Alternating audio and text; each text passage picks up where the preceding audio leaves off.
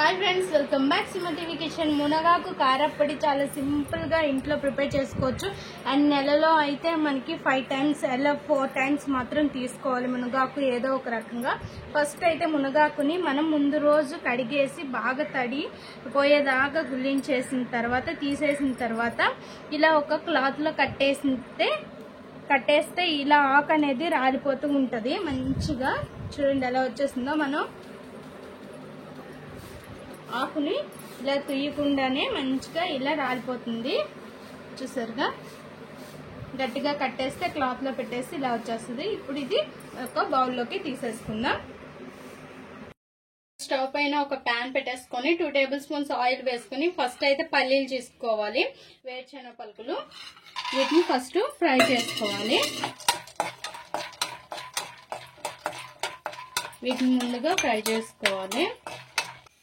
ఇప్పుడు మినప్పప్పు వేసుకోవాలి. ఒక 2 tablespoons మినప్పప్పు వేసుకోవాలి. సారీ ఫ్రెండ్స్, రెండు కూడా మినపప్పు అనే చెప్తాను. శనగపప్పు 2 tablespoons, మినపప్పు 2 tablespoons తీసుకోవాలి. సో ఇవి బాగా ఫ్రై అవ్వాలి. మంచి అరోమా వచ్చే వరకు, మంచి కలర్ వచ్చి మంచి స్మెల్ వచ్చే వరకు ఫ్రై చేసుకోవాలి.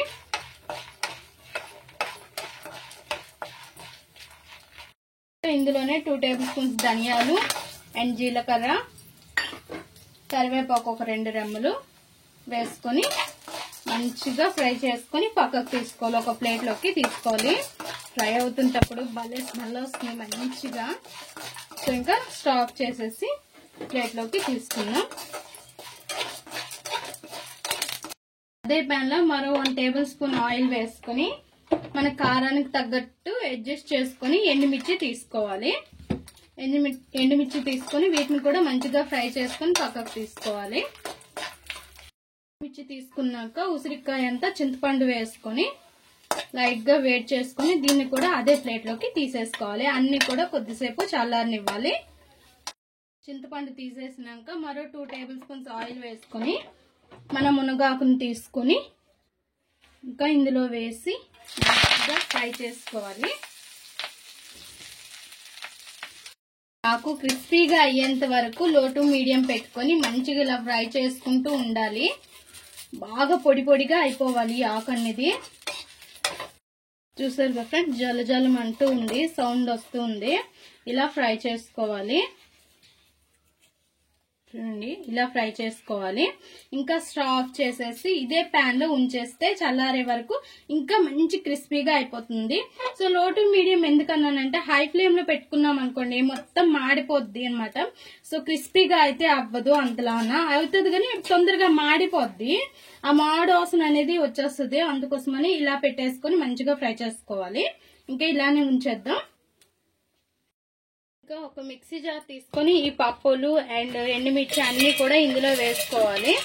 వేసుకొని ఒక్కసారి మిక్సీ పట్టుకోవాలి.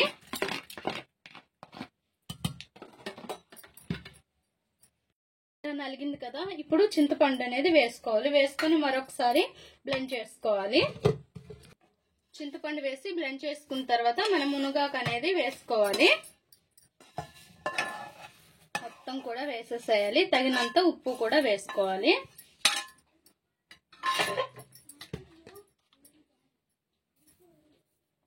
ఉప్పు చూసి వేసుకోండి. మళ్ళీ ఎక్కువ అయితే మనం తీయలేము, తక్కువైనా వేసుకోగలం కానీ. సో ఇప్పుడు మళ్ళీ బ్లెండ్ చేసేసుకోవాలి. కొద్దిగా వెల్లుల్లి కూడా వేసుకొని బ్లెండ్ చేసుకోవాలి. మునగాకు కారప్పొడి రెడీ అయింది ఫ్రెండ్స్. కంటికి ఎంతో మంచిదైన అండ్ కాల్షియం మంచిగా పెంచుతుంది. ఎముకలకైతే చాలా బలము. ఎముకలు బాగా గట్టిపడతాయి ఇలా తీసుకుంటే.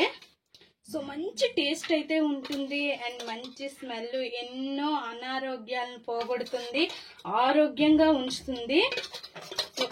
ఇట్లాంటివి అయితే మాత్రం చూసి చేసుకొని ఇంట్లో ఉంచుకోవడం ఎంతో మంచిది. అండ్ దీంతో అయితే పచ్చళ్ళు, వడలు ఇలా ఎన్నెన్నో రకాలుగా చేసుకోవచ్చు. ఇలా ఈ కారప్పొడి మనకి ఇడ్లీలోకి, దోశల్లోకి ఎక్సలెంట్ గా ఉంటాయి.